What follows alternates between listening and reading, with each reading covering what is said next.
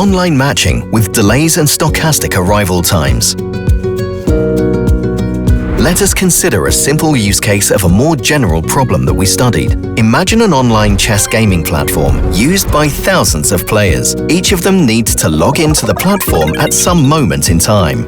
Next, they request a new game and wait for the opponent to be chosen. Finally, as the platform finds the right match, a new game begins. The problem here is to find the optimal way of pairing the players. For this purpose, first, we need to define the cost that each pair generates. We split it into two types: waiting time and experience difference. The waiting time is the period each player waits until they get matched. Of course, the longer the player waits, the more bored they become. Secondly, we pick some scale to measure the player's experience difference. Once again, the greater the difference, the more irritated the players are. That is why, to create a good match, we need to minimize the sum of both costs. However, the two types of costs are negatively aligned. For instance, to make the experience gap smaller, we need to make the player wait longer. To understand this problem better, consider the following example.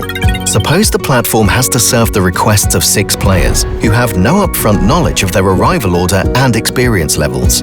Our approach to solving the problem is to try to match the players in a way that balances both types of costs, waiting time and experience difference. The easiest way to see how it works is to present it visually.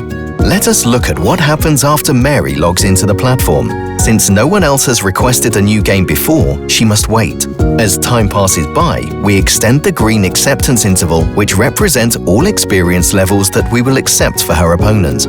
Finally, as Kyle's request arrives, his experience level fits into the interval. Hence, he gets matched with Mary and they start a new chess game. Similarly, we create the acceptance intervals for the other players. Now the question arises whether this greedy approach is always a good choice. The answer is that it depends on the request generation model that we use. First, assume that the request sequence is generated by an adversary, who can decide the request arrival times and players' experience levels. In this case, the ratio between the costs of the greedy algorithm and the optimal one is proven even to be subpolynomial in the number of requests. In general, no strategy can achieve a constant ratio in the adversarial model.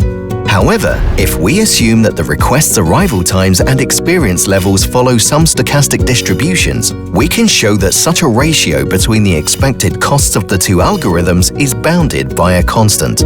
Using a similar approach, we obtained analogous results for more general settings, where instead of a line, we can have any metric for the second type cost.